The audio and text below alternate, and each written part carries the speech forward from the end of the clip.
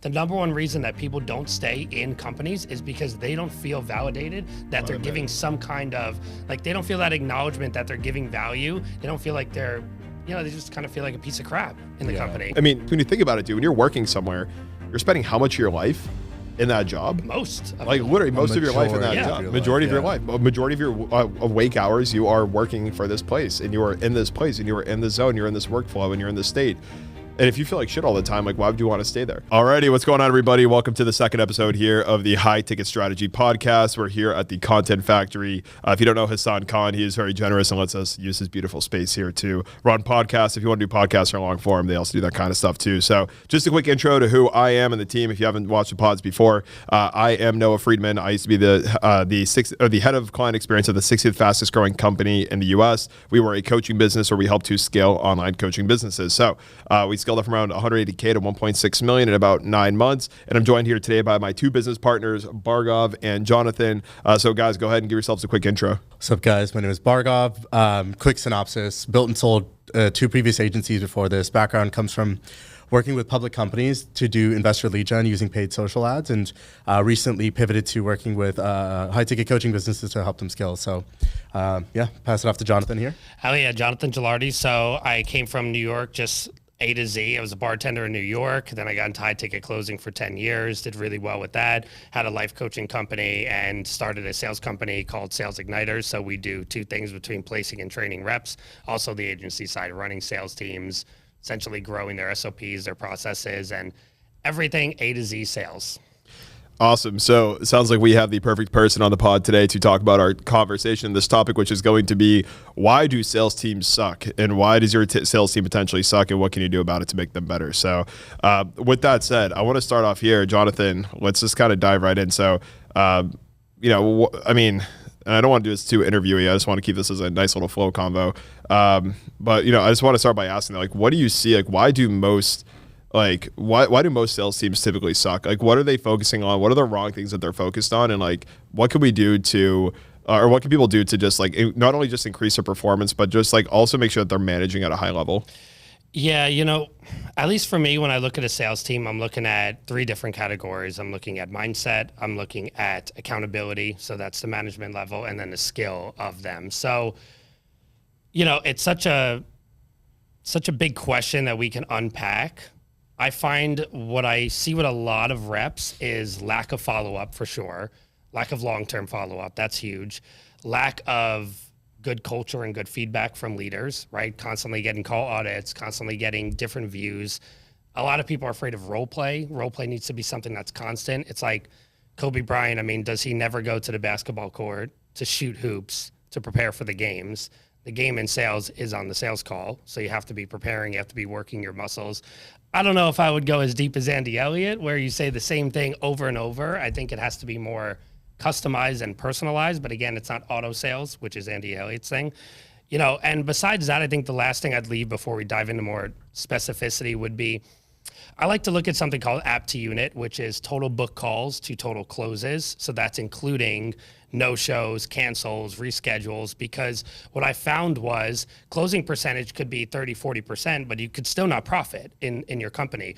But if you're looking at app to unit, you're looking at how is the closer dealing with no-shows? How are they dealing with cancellations? How are they constantly, hitting them up every day? And is the leader holding them accountable to doing those things? Because if an app to unit percentage is 15, 18%, which is usually average to good, their closing rate could be only 30, 40% at that point. So I feel like app to unit just gives us a broader range to look at the details in the details to help grow. But yeah, accountability, skill, and just following up long term.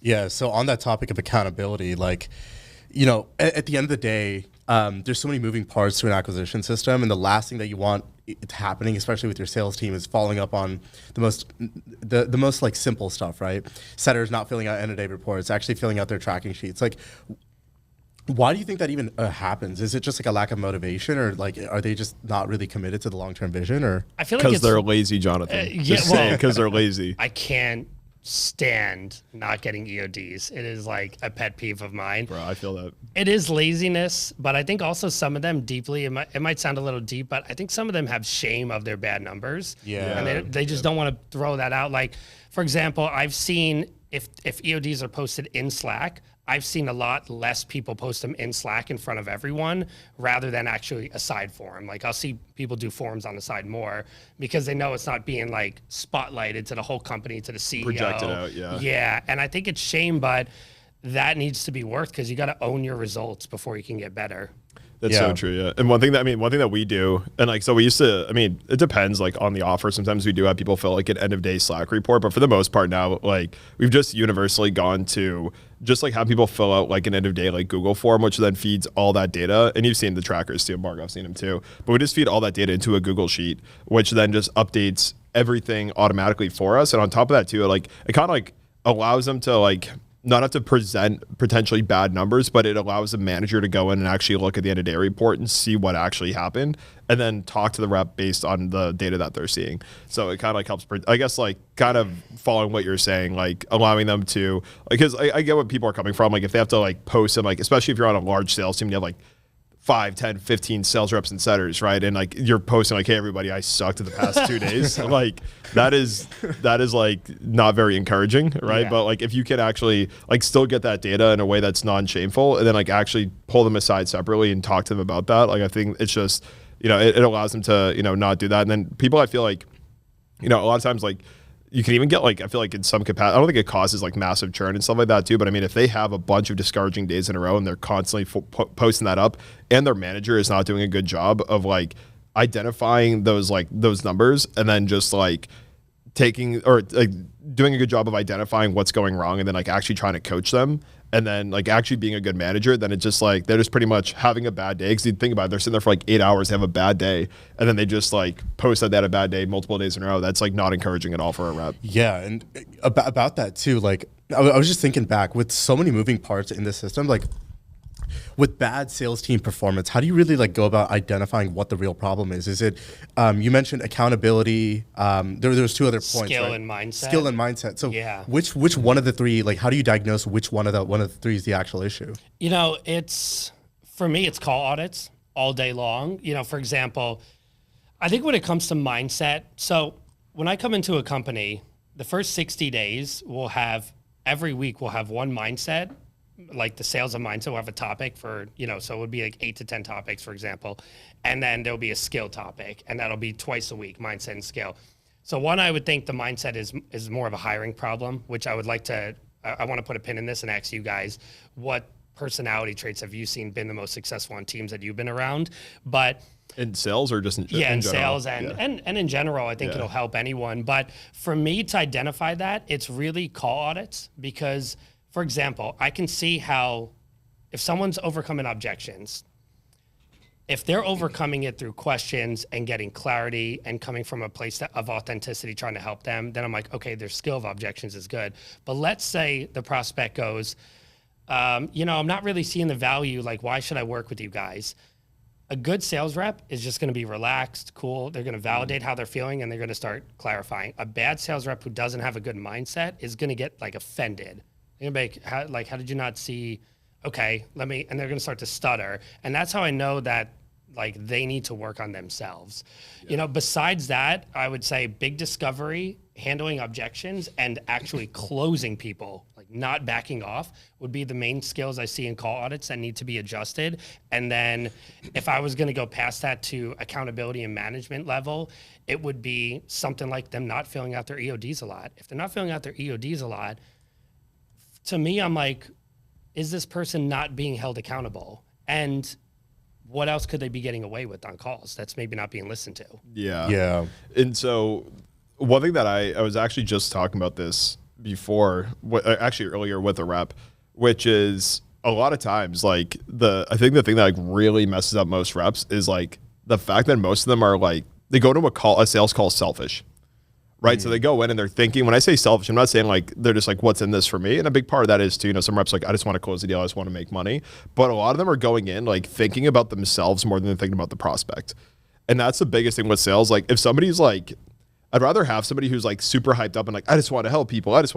Than somebody's like, yo, I'm ready to like rip calls all day and fucking close deals. And I'm going to be a fucking beast. Like I'd rather I mean, the mix of those two is perfect. Right. But like, I'd rather take somebody who's like, dude, I genuinely just want to create impact. I genuinely want to help people, because that person one thing that, and this is something that I've seen, and it's like so brutal in the sales space right now, is like everyone is just like, they're doing, a lot of times they're not doing enough discovery, or they're just doing like, they're doing a phenomenal discovery, but they don't know how to value stack. And what I mean by that is like, they just do the value stack that's on the sales script, right? So they go through and they're like, okay, cool. Yeah. So I just learned that you want to get out of your house. And I heard that, you know, you want to move out of your mom's basement, and that you want to have this transformation here, and that you want to quit your job at McDonald's and you want to go do X, Y, Z. Okay, cool. So in order to get that transformation, it is $10,000, and you get access to a course trainings. You get one-on-one once a week. You get a weekly group coaching call. And they sit there, and this person's going, okay, course trainings, that's free on YouTube, right? So immediately that 10K immediately drops down in value, right? They don't actually take the time to custom value stack what the transformation is. So like, instead of going like, okay, cool. So, you know, you said that you want to get out of your current job at McDonald's and move out of your mom's house. So in order to do that, it looks like you need to be making X amount of income. Would you say that's right? Cool. So based on our process here, the first thing that we would do, the biggest thing that you said that you're struggling with is this here. What we could do is, you know, break through that one limiting belief or objection that you have here, or whatever that process is that's holding you back, through this process that we have. Then from there, once we do that, like, and then you can actually paint the picture of what it looks like. So even though like your deliverables are always the same in your program, you can customize the program to make it seem like it's a custom fit solution every single time. And people don't do that. Like every time I review sales calls, I'm like, everything was great. And then the second now they're not pitching a transformation. They go, wow, I know so much about you. And I feel like the rep feels dirty. Like they're now like, oh, okay, now I have to sell them. Right. And like they kind of, and then when the second they get hit with an objection, it's like, cool. Yeah. Like, should we just book a follow-up time? Yeah. And it's like, yeah, that's huge. Yeah. Like not confronting is a bad word, but running away from those objections, a lot of closers just leave a ton of money on the table because they're just like, they're not willing to ask the hard questions. They're not willing to go deep with the prospect. Instead, they're like, oh, let's just book a follow-up call.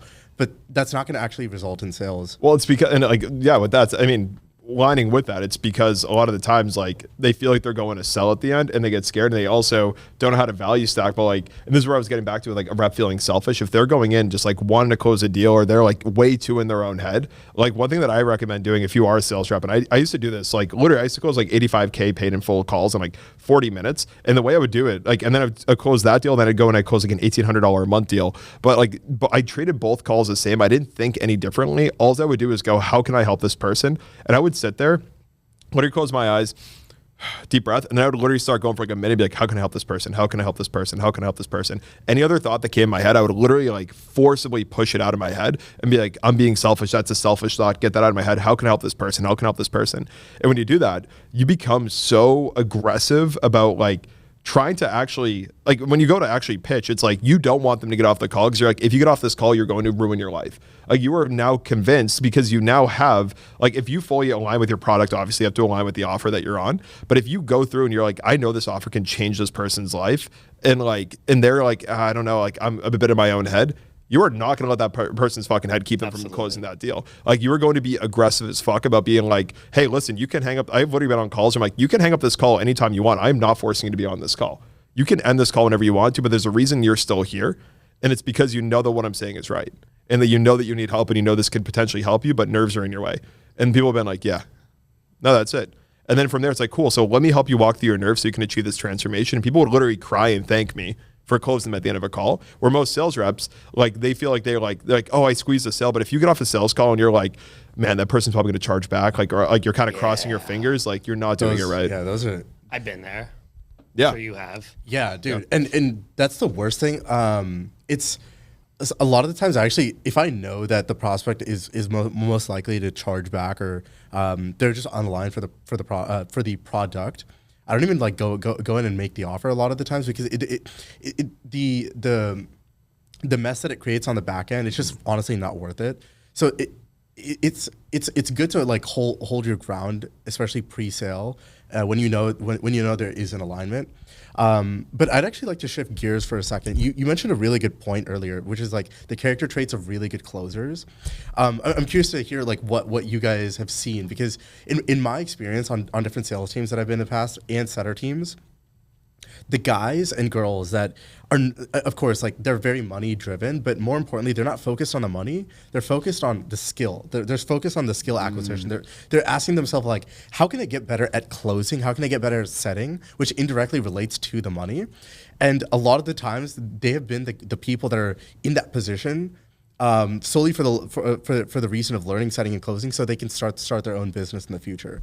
Like that's what I've seen. I'm curious to hear what you guys have seen as well. Yeah, so on absolutely. the money. Same. I mean, a lot of times it's sales that's going to grow your business. I mean, you got to have cash flow coming in, and yeah, you got to have leads. But if you don't have leads and you're not using paid ads or content's not bringing people in, you can still just hustle and outbound and get sales coming in the door. I mean, that's how I started SI. It was 100 messages a day on LinkedIn, testing different messages, seeing what I need, and then thinking about, okay, how is everyone solving this problem? Now, how can I solve it better? That's where the placement first came in, right? And only working with experienced niche down closers.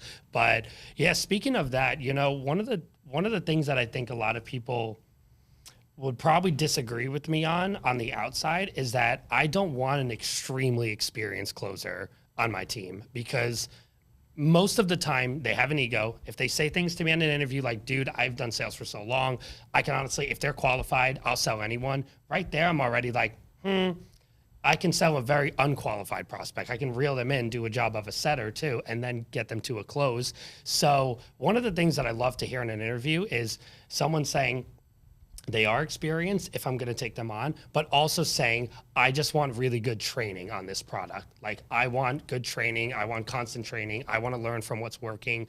If I hear you're experienced and you say that, I'm like, this is a freaking winner right here. Yeah. And I mean, it's funny because I used to do like door to door back in Boston, shout out dad, with my dad on a team. And I remember like everyone, like we were all just like 10%, 20% close rates. My dad was like 75%. And I was like, dude, what? Like what is he? Yeah, I'm like, I didn't even know. Like, I don't even know closers like literally struggle to do like some even really good closers. It's hard to get past like 40% close rates, like even with really good leads. And this dude was just ripping like 75% like close rates. I was like, what is going on?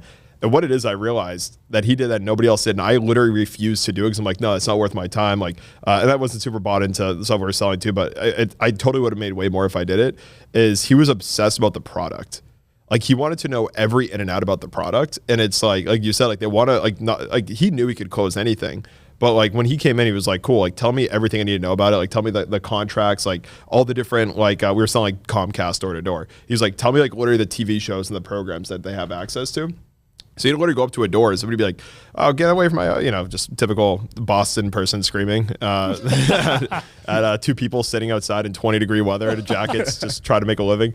And so I remember, though, he'd go up and he would just start talking to them about, like, he was like, yeah, and he would just, break the ice or whatever. And then we'd be talking with them. And like, yeah, but I already have HBO. And he's like, yeah. So with the new package, let me ask you, by the way, do you watch this show here? They're like, oh, yeah, I do watch that show. And he's like, oh, so you do like HBO. So like, what shows are you watching? And they'd be like, oh, this show. He's like, oh, cool. Yeah. Do you see this season about XYZ? And he would like literally watch shows just to understand it better. They'd be like, yeah. And he's like, oh, I love that. And he's like, yeah. So the cool thing is, like, with this new upgrade in the package, you actually get access to that. And you also get like some of the behind the scenes stuff and all this cool stuff. And like, oh, really? And he's like, yeah. So like, do you want to get access to it? And like, yeah, absolutely. And he would literally just sell, like, and that's one thing I learned about sales is like people come into something because they want a specific transformation. Somebody coming in for weight loss, like if they are there, like let's say they have, full self-confidence, they actually love how they look. They just want to like, they're just trying to get bigger quads or something, like trying to like sell somebody, or like it wouldn't be weight loss, probably more like fitness. And like, they're like trying to get bigger quads. You're not going to sell them on getting bigger biceps. That's not why they're here. You can literally sell them on that transformation if they believe the transformation of getting bigger quads is worth the amount of money that you are trying to charge them. And that's the thing I noticed. It's like, dude, we'd go in, he would sell these crazy bundles. But like the reason being is because like there was one or two shows that they really loved that were inside those bundles, and that alone was the reason why people would buy, right? So like he was obsessed about the product, and everybody else didn't care about the product. We didn't know about the product. We were just trying to use like general sales shit. But like you just to kind of attest to what you said, he was the only one who ever obsessed about product over the actual transfer, or over the just like the quota or the price and like the sales skills, because he knew he had them. So yeah, I think that's confidence. Yeah. I mean, knowledge is confidence, and we'll go back to those traits, but I did want to say this story because like in discovery, I always do the PPF, which is personal, professional, and financial. So financial goals, what they're making now, where they want to be, we all know building that gap. And professional could be, I want to be the best insurance agency in my state or something like that, whatever it is. But personal goal, I don't see a lot of people touch into. And on one of the calls, and I always go, people want more time, they want more money, sure. But what's underneath that? Like, what is it they really, truly want? And if you can get that out in non-salesy language, like you're talking to a friend, is a good way to kind of lower your nerves for that. One guy I was speaking to, he was like, started telling me about the story when he was a kid and he got jumped and these people were beating the hell out of him, and a bunch of people ran out of the stores, like the mom and pop stores, and saved him. And he was like, I am going to give back to my community, because he felt like they really saved his life. And he's never been able to do that. And I was selling lead gen to insurance agents, funny enough.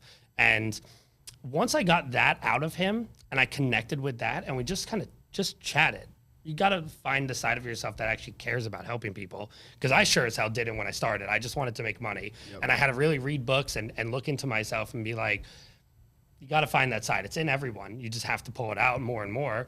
And when I got into that talk, he closed on the first call. I mean, how are you not going to? Unless you're faking it, then they feel that. Once you make that kind of connection and you're like, dude, like they trust you so much. They're going to say, I'm buying this. I trust the CEO. I see he's been around a long time, been following him, but I'm joining because of you, because I trust you. I believe in you. You seem authentic. When you're getting those things on a sales calls, you have hit a level where if you can replicate that, you can sell almost every single call that's good for you. Yeah. And I think it comes down to one core principle is like when you're doing high ticket sales is you're not selling, like you're not selling a product, you're creating alignment.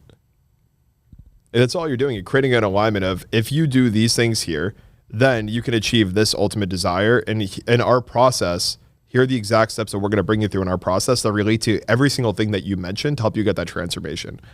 That's like the biggest thing. Like if I could like literally grab every salesperson in the world, put them in a room, one thing I would tell them is like literally fuck the script. Fuck trying to put all this like this whole bullshit like parade on for this person. Just literally create alignment between what their goals are and where they want, or what their goals are, where they're currently at, and just show them how your process can uniquely help them as an individual. Then like you will sell. And that's all sales is.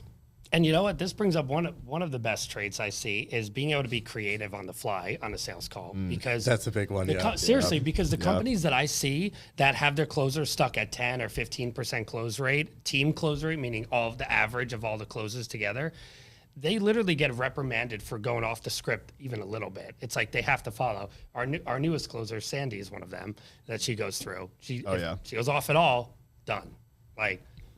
And I just think that you got to know the product in and out, like your father, and you got to be creative and relaxed, and you got to want to help them. Obviously, you need to know a handful of questions to ask them in discovery that's related to their industry, sure, and product knowledge, confidence, and then just go with that is great. And you were an amazing setter too, which I would love for you to share that experience. Dude, setting is a whole different experience in closing, in my opinion, because a lot of setters start out in the industry just to break in, and then they want to become closers, but I like to term setting as fractional closing, because the setting process is the exact same as the closing, except for you're not going for the full sale. You're kind of just like warming them up, seeing if there's alignment, and then passing them off to someone who can do a full-fledged transformation/alignment call. So like the setting process is the exact same as the first half of the sales call. There's literally nothing different, except for your call to action isn't to join the program. It's literally to say, hey, let's chat deeper about this.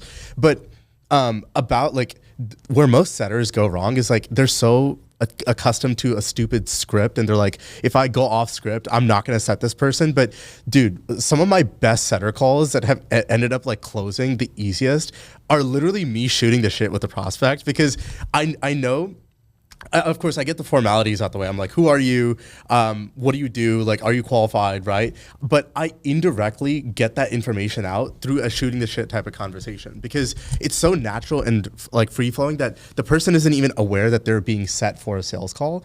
And that's when you know you have like that extra jazz. And I think I got that skill after I would say like my 700th like setter call. It takes time, but like once you crack it, it's like you can start setting people in everyday conversations.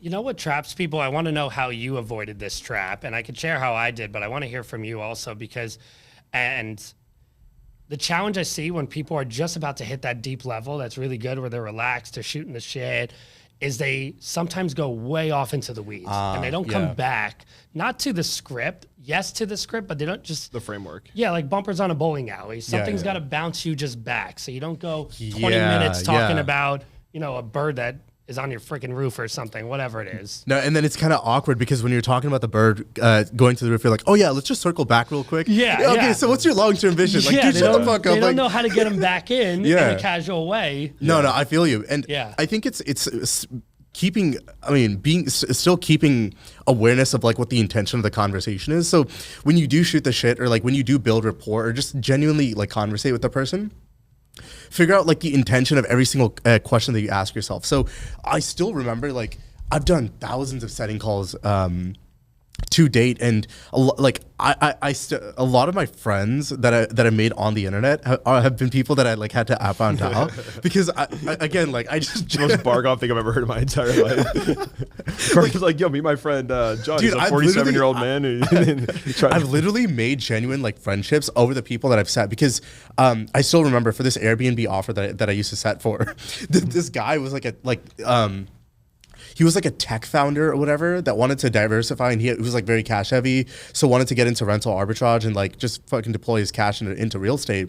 And the next thing you know, I'm like, awesome, dude. I'm curious. Like, I see that you're an investor. I'm curious. Is like, are you a full-time investor? Or are you a business owner that's looking to like deploy cash? He's like, yeah, dude. I built and sold a couple startups here and there. I'm like, oh, cool. What's your startup about? Like, I'm genuinely like, it's that childlike curiosity. I'm genuinely curious about what you do, and then I'm like, oh, cool. So like you run a tech startup. How does that relate back to Airbnb? I always relate back every single thing that I ask to them to the like the intention of the conversation. Yeah. So we're not just like willy-nilly like talking about your kid's basketball game. I'm like, dude, I don't really like. I do care, but like I kind of don't care. You know? It's true though. You know, you care about them, but we're also in sales. So yes, we care, but yes, we're using that to put into our notes on a CRM. Yeah, and I think Chris Voss has a really good term for this. It's called tactical empathy. It's like you're building empathy you're using empathy and you're building goodwill and rapport with that prospect, but it has to be for an intentional purpose or you both are honestly wasting your time. Like, what is the point of kind of shooting the shit for no apparent reason on a 4 o'clock on a Tuesday, right? Yeah. When we could be doing something more productive. That's a great way to frame it too. Yeah. And real quick too, Bargov, I want, because just kind of circle back because I was about to go riff off there, but I'm a D1 yapper, so I'll shut up for a minute. But so one thing I want to go, because like the whole purpose of this pod today is, why does your sales team suck, right? So what are, like, for people, just because I know you're going to riff really well on this, what do people actually need to be looking for on the setting side? Then we can go into the closing side too. But like, why do most other teams either underperform, not reporting their KPIs, you're not filling out their end-of-day reports? Why are they constantly, like their fluctuation of like conversation attempts and all these things? Like, and what are some of the main KPIs they should be looking for? Dude, I think it honestly stems down to one thing, which is culture. And it seems so cringy to say out loud, but most setter teams, they hire like Filipino VAs offshore that they probably got their setter from Upwork, who's also trying to do 4 different setter positions just to maximize the most amount of money. And then at the end, like that's one thing. And the sales manager like doesn't even know about it because the sales manager isn't like fully incentivized to give their all. They're just kind of half-assing and doing the bare minimum just to get, not fired. What's the best incentive structure for a sales manager then? I would ask Jonathan that. I mean, for me, what worked the best to me was maybe not so much on the setter side, but would be team close rate. So you get anywhere from 5 to 8% of the sales. And depending on the team close rate, for example, if they're at 20%, you'll get where the average of all the percentages equals 20, you'll get 5%. But if you get up to 35%, you'll get 8%. So you really want to invest in everyone. And that culture, man, even though you may think it sounds cringy, it's huge. Because if you're getting people that aren't invested in the product and the company, right? Like, look at one of my closers, Brian. I mean, he's so invested because he got a huge transformation from it. So it could be on him, but I don't have to. He's going to do his stuff every day, nonstop, to the fullest, A to Z. Yeah. One of the best closers I've ever seen. Yeah. No, it's also comp structure is huge because in that specific instance, I think that sales leader was maybe comped at 1 to 3% of all sales cash collected. But again, he's just focused on top line, and he's not going to be focused on like that sales manager is going to be focused on closer performance. And then if setter team is hitting KPI, then cool. But you're not going to really uncover all the bullshit that's happening unless you're really in the weeds. And you probably don't have time to figure out what's really in the weeds.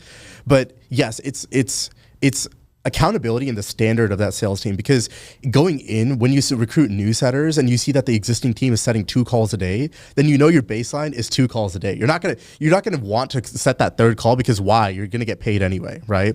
Especially with base plus commission setter roles. That's a great topic. What are you guys thoughts on base plus commission for setters and closers? I think it just depends on the revenue of the company. If there's not a lot of revenue coming in and they can't make more than 2 or 3K, it's like you kind of got to give them a base of 500 to 1,000 just to make sure that it's even worth a good person to come on and set the expectation of, hey, we're early, so we're going to give you a base, but there's a lot of potential with this offer, and just to make sure that's very clear. But if it's like 200,000 a month plus, it could be earlier, even 100, 150.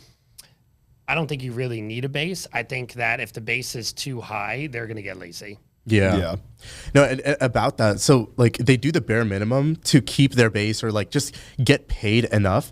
But again, culture. If you have a bad culture, you're going to attract those like, I'm just going to do the bare minimum type of people instead of the go-getters.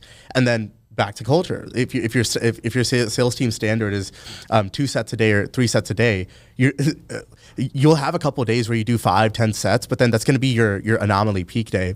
But your baseline average is going to be 3 to 4 sets a day. If the standard of the sales team is like 10 sets a day, or you're fucking fired, like every setter is going to get 10 sets a day regardless, and they're going to squeeze as much juice out of their existing lead list as possible. Yeah. So I'm real want to hear your opinion on this, Barga, from the marketing side, because actually I don't think we've jammed out on this a bit, but like when it comes to how much juice is too much juice being squeezed out of like a lead list, right? Because like technically you can have somebody like, you can have setters follow up every single day for 14 days straight after an opt-in. But like for like, let's say between like a difference between like opt-in and like a actual booked call. Once it's a booked call, usually, I mean, the setter may confirm the appointment, and then from there, the sales rep actually owns it once the time the call comes, or if they do a setter to closer handoff. But like, let's say a lead comes in, how aggressive, like how much should this person be reaching out? And then, then if you also want to give a bit of background, like on our process too, like when we do have a setter, or when a lead does come in, like what do we actually have our setters do? But like, at what point are you just kind of squeezing an empty orange? I see where you're coming from. Like my perspective. See, my perspective of this comes from, yes, the paid ad side, but also the cold email outbound side, because with outbound marketing, you have to keep hammering them or else you're going to get ignored. So it is in your best interest to be as direct, as aggressive as possible, or you're not going to get the deal, right? So with a paid ad lead coming in inbound, with cold email, it's more outbound marketing. With paid ads, it's inbound marketing. So with inbound leads, yes, going for like a 24, 48, 72 hour outreach sequence is good, but you'll get the most amount of juice out of that lead if you call multiple times within that first day, because that's when they remember you the most, and then you get diminishing returns on hour 24, hour 72, etc. So day 2, day 3. But how much juice is too much juice per se? I wouldn't say you're squeezing too much juice out of the list until people say, hey, you're just being annoying, like opt out, do not disturb. But again, you also have to be respectful of the brand that you represent, because you are representing a client, a company or a client's brand. So if you're just harassing and quintuple dialing leads every single 10 minutes, they're gonna be like, dude, you really need to get off my plate, right? I should have Keysight doubled somebody the other day. So it's a combination. It's finding what unsubscribe, blocked. Yeah. Why can't I block you?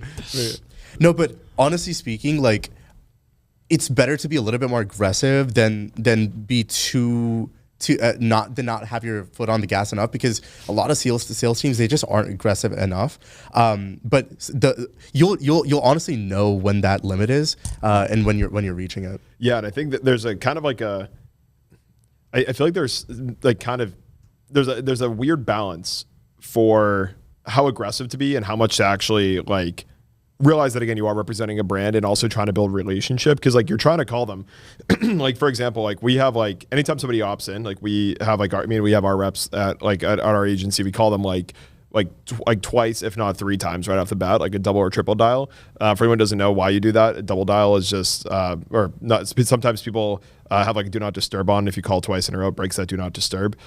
So yeah, I learned that actually before I even did sales. I'd be like trying to call somebody, I'm like, oh, why didn't it go through? And I just call them again. I'm like, oh, it went through. And then I just kept doing that to everybody. And then I'm like, oh, I always got to double dial your ass to get through. D&D. Try to get called embargo. Nowadays, triple dial is the new double dial. Like, motherfuckers don't be picking up on that second dial. Because they think their family's in the hospital or something. And they're like, all right, I got to pick this up. This must be important. Well, that's a sales rep. That's kind of a sick. There's a few dialers now that like they create like a local number, and I'm like, damn, like when I double dial, so I'm like,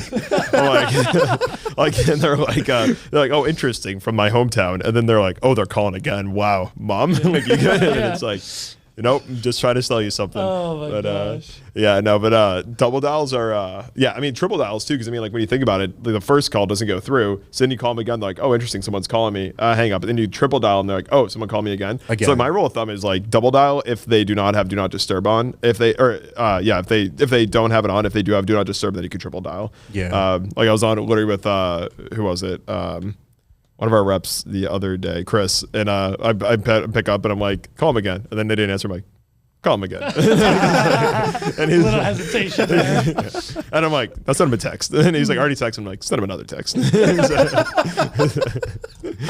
Bro, sales is a contact sport. Yeah, no, actually. It is, yeah. But that's the thing too. I mean, like, but you do have to, it's also important to like, again, get out of your own head in terms of like where I think the biggest like takeaway I can give to this is like, reps, just get out of your own head. Like I try to think of like, okay, if I call this prospect again, like, am I sitting there going like, oh, am I being annoying? No, you have to think, do they think I'm being annoying now? Like you have to like think like constantly in the mind of your prospect and being like, all right, I called them twice. This person seemed pretty excited. If I call them again, I could, if they do answer, be like, hey man, sorry, or I could always text them after, like, hey man, yeah, no, I tried to call you a few times, like, just, was worried about you, make sure that you're good, or everything okay. That's also a great response too. If someone doesn't answer, be like, hey, everything okay? Because like, people genuinely, naturally will be like, oh, I don't want them to think that I'm in danger or hurt or something. But it's a very valid response too. But it's kind of like thinking like, okay, like if this prospect here, they've been kind of firm, like being like, hey, I don't want to be called a bunch of times. Don't call them a bunch of times. Like respect the prospects as well too. And this is also too, if you're a sales manager, you want to make sure that you are having your team be aggressive, but also again, like you mentioned, like finding that fine line of like, when are you actually being harassing or but like, and so it's like kind of like, it's being aggressive, but like intentionally aggressive while keeping your prospect in mind. Because if you go in and you're like on the opposite end of the spectrum, you're just like, bro, like fuck it, I'm just gonna dial like 7 times because I need this sale, I want this sale, and now you're being selfish again in your own head. What's that quote again? It's better to ask for forgiveness than ask for permission or whatever. It's easier to ask for forgiveness than it is to ask for permission. Yeah. Like I still remember because 2 years ago, like when I used to triple dial or even like quintuple, I don't know, dial 4 times. Quattro dials. No, I get prospects that still pick up. They're like, dude, what the fuck are you doing? And I'd be like, oh, yo, my bad. I thought I'm running into, I just like say I'm running into a technical issue with my dialer. So they'd be like, oh, no worries. I totally get it. Like, that's fine. So what's this call about? It's fine. Like, it's better. If you frame the situation right, you'll still be able to maximize that pickup opportunity. It comes down to skill level. Like, are you able to maneuver even a prospect that's angry in that scenario, and then be able to turn it around and say, "Hey, oh my bad. Like, sorry, I've been running into technical issues all day. The reason I'm calling is because X, Y, Z." Right. Well, like you said earlier, I mean, this is something that Jonathan said earlier. It's like, and this is like, I think that the biggest things too. It's like, so there was that thing I just said, and then Jonathan, I think one of the biggest things that you mentioned is like staying calm and like being creative on the fly. Like, because like, dude, like if you can stay calm on it, like in a sales situation, like, dude, I've literally had people, I've gone on calls, people are like getting frustrated, like, and actually like getting like, and like sometimes it would even be like let's say even like an upsell call and someone got on, they're like, I'm not happy with this. And they would take this, like people would come in with like, people always come in at every single call in any sales situation with a wall up, unless they've already done all the research. They already have the know, like, trust factor, which is why nurture is also so important.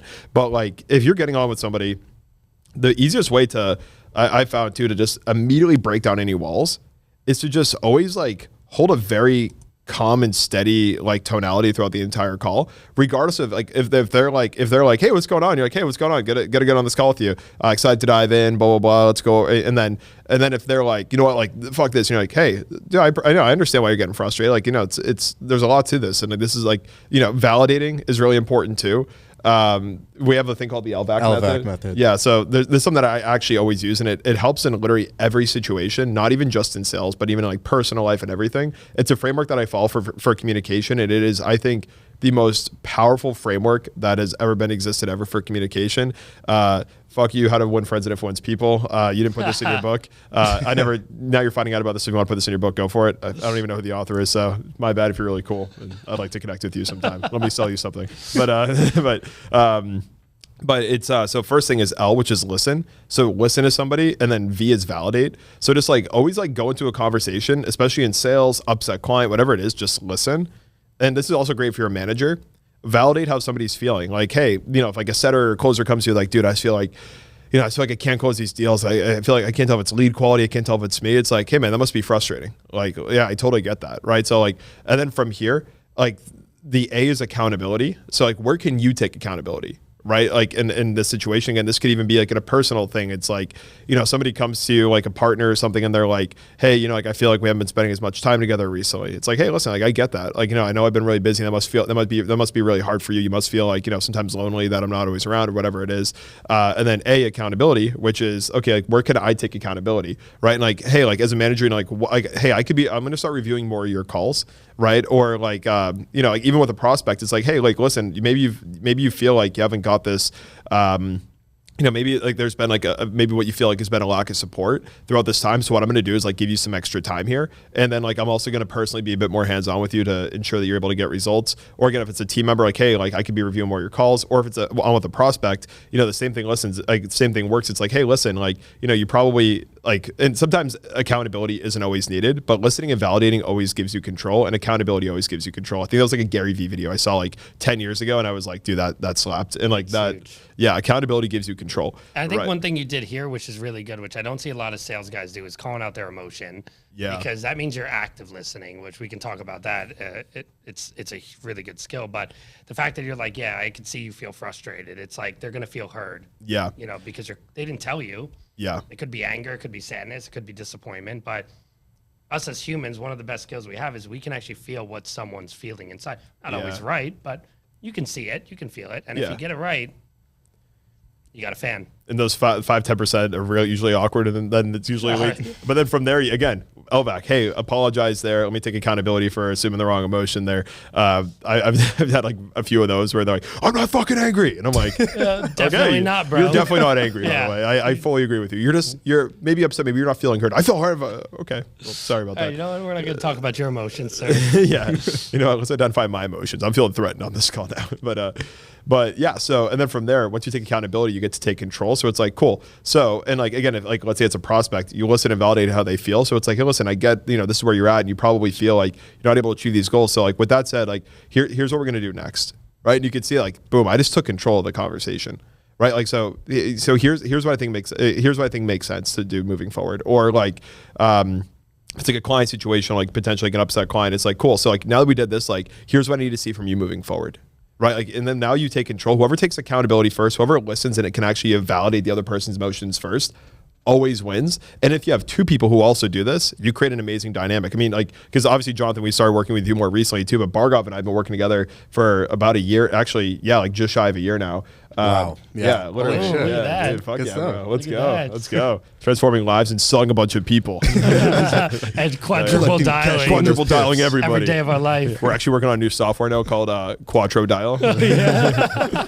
On the weekends, it's like 6 dials straight on a Saturday. But but I mean, even then, dude, like even when we communicate, we literally follow LVAC. And there's been times too, we've had passionate conversations. There's been times where we've both been somewhat visibly frustrated with each other, like because we're talking about something that we're both very passionate about. And we always know though, there's always a why behind the what, which is another whole philosophical thing that I always follow, which is understanding there's always a why behind a what or what not. Right. So it's like somebody does something, that's what they're doing. Why are they doing it? When you can understand that, if somebody's starting to give you objections, if you're a good sales rep, you can actually understand, or if your team's like, not performing, try to understand why they're not performing instead of just look at what's going on. So you could look at the what and then judge and then be like, hey, you're fired. Or you can go, hey, why aren't you performing? It's like, dude, like honestly, like, like I feel like I'm not getting support here on the team, or I feel like I'm misaligned with the product, or I'm getting a lot of refund requests. Oh, now we actually understand the why. We can actually go solve that. And then that person's performance should increase. I think it's why one-on-one with every rep is good once a month to have towards the end of the month, because you want to like have that one-on-one time to find out with them, because that's when they'll tell you things like, I feel like the leads are really bad, or I feel like I'm just going through hell in my personal life and I haven't been performing. And, you really get to connect with them and what's going on. And sometimes it's not necessarily anything with the company. Sometimes they're going through stuff in their personal life and they don't really have someone to talk to, and just talking about it for 5 minutes, it's like gets it out of their system. And then culture, now they're in love with the company because they're like, okay, these people care about me, just like on a sales call, what you've been saying, care about them, not about you. So that's a huge part. Huge part of this too, actually. And I want you to touch on this because we were talking about this during the mastermind I think it was this past week or the week before, which is like, it's so like, the difference between like being like a manager and being like an actual rep. And this is actually great for any managers out there. If like, again, the purpose of this thing is if you feel like your sales team sucks, if you're a manager or a business owner, fish always rots from the head down, right? So this is a massive accountability podcast too, is just like, take what you can from this and implement this value into your organization to make your reps better, to make your team better, and overall just make more money and create more impact, right? So like for Jonathan, can you break down what you were talking about the other day on the mastermind call that we do?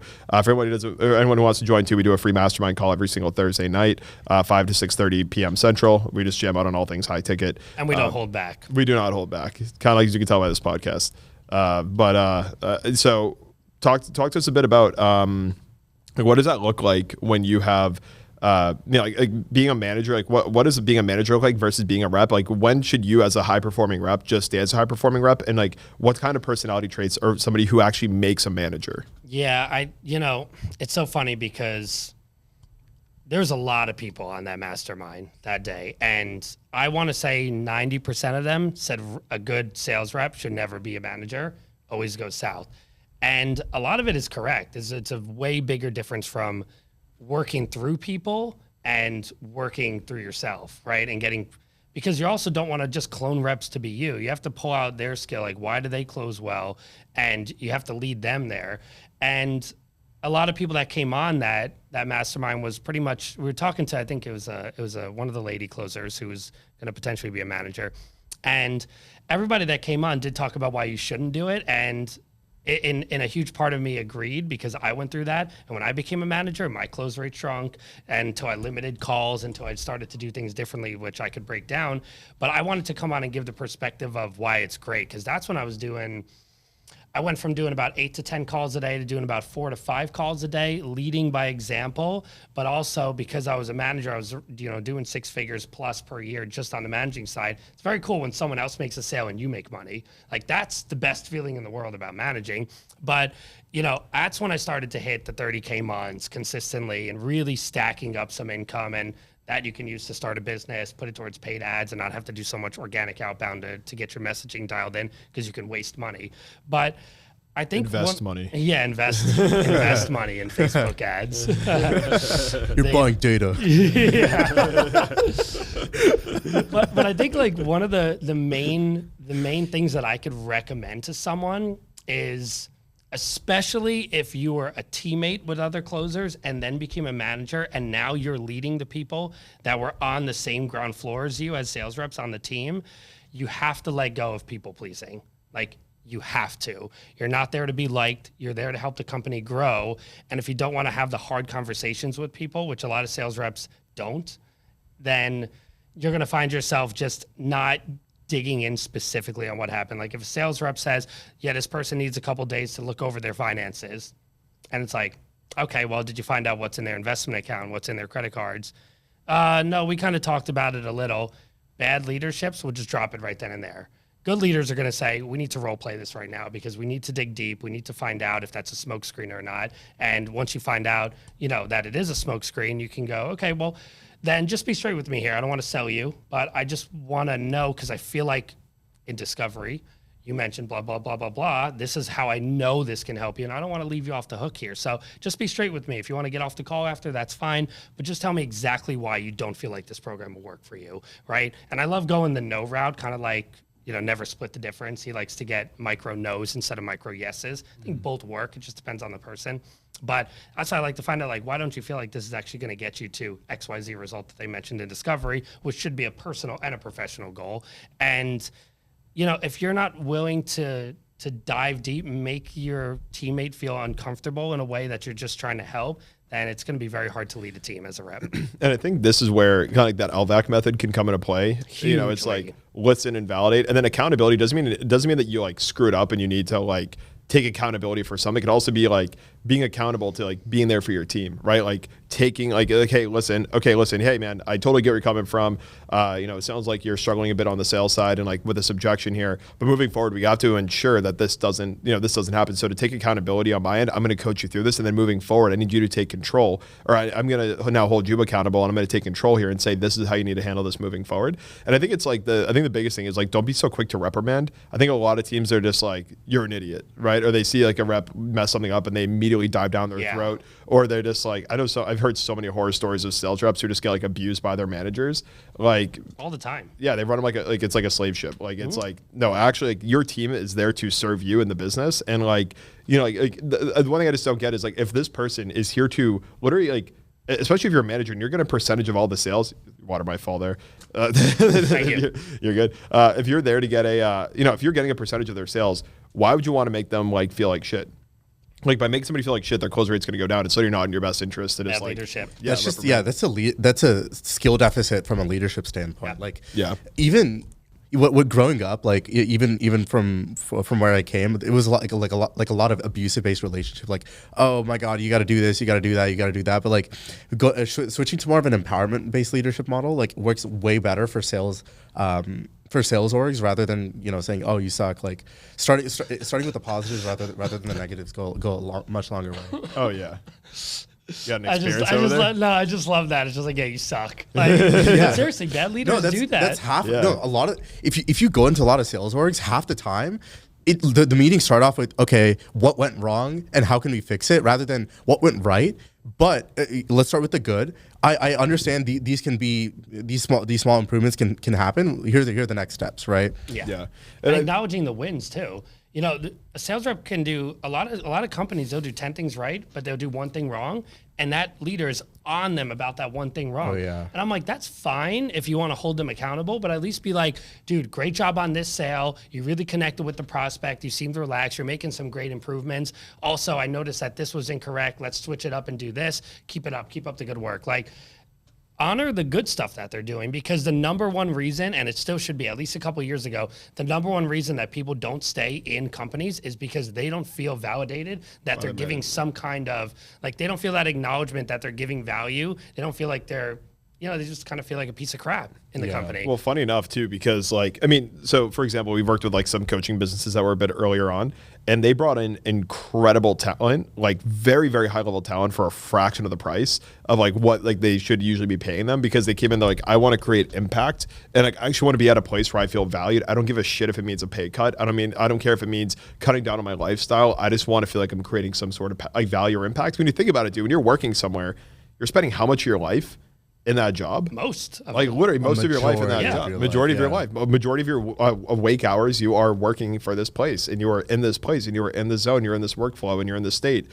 And if you feel like shit all the time, like, why would you want to stay there, right? So like, and just to be transparent too, a lot of our best reps that have come in to our business is because they're closing and they're great closers on other offers, but they just don't like their managers. They feel like their managers aren't respecting them. They feel like they're undervalued, and they'll even come in on like even an earlier opportunity on one of our offers because like, just get me out of this situation. And even if it means like lower pay in the beginning, but they see the long-term vision of it, they're willing to make that transition because they actually feel like they're going to be valued. And then like right away, it's like the encouragement and like I feel like we have, I mean, granted, the three of us coming together as like a full partnership is relatively new. And even right off the bat, we have like, I don't think there's a single person in our entire org or client team member or internal closers or setters that we have that nobody's happy with. Like, I feel like our culture right off the bat is just like ripping. And then Jonathan, obviously you have your existing business, Sales Igniters, which is a sales coaching training program. So if you are looking to get trained in place as a corporate sales rep, or if you're a corporate sales rep, door-to-door person, high ticket person looking for a great opportunity, hit up Jonathan. And then from there too, I mean, we came in though, and like right off the bat, I mean, we met your closers who are incredible. Like you have an incredible team already. We came right in. I'm like, if this is a culture that he has, this is actually like a huge green flag for us coming in as new partners to even want to work with you on this too. So I think it's just like creating that empowerment, alignment culture. And also too, like just like making sure that everybody is always on the same page and that people are just being respected. I think what it all comes down to is like, you know, like if your sales team sucks, it's probably because your team doesn't feel respected. Your offer might also suck too. So make sure you're checking out your offer and seeing that you can optimize. If you have a sales team, chances are your offer is relatively good. But also make sure you're getting client results. That's another huge thing for your sales team. Just kind of recapping on everything we talked about here.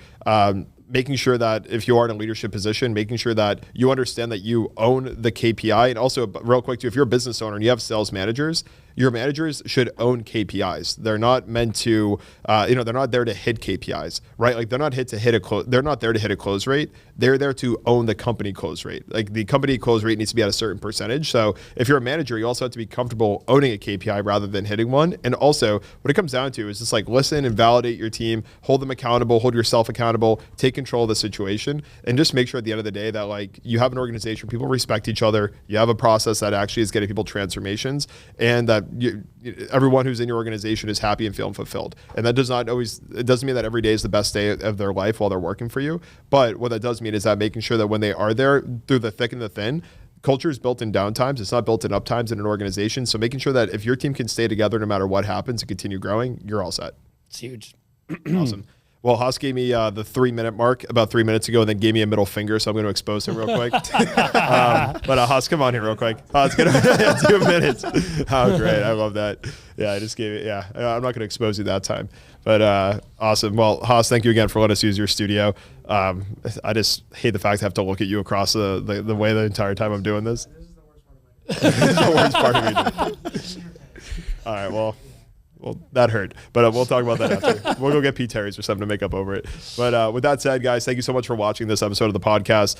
Jonathan and Bargov, also thanks for being on here as well too. Yeah. This has been an incredible experience, and yeah, I hope you learned something about your sales team. If you have any questions, just to wrap up too, just to give you an overview of what we do here. We do full done for you sales and marketing. So if you want somebody like Jonathan to manage all the sales that are going on inside your business, manage a team, hire reps, fire reps, place reps, train reps, monitor sales reporting, end-of-day reports. And you want somebody like Bargov to run all your ads, do your marketing. We'll be doing another marketing podcast soon, so you can hear all about Bargov's experience in marketing too. And on top of that, you want somebody like him to manage your ads, set up all your ad campaigns, run those, set up all your attribution, build out the funnels, write out the copy.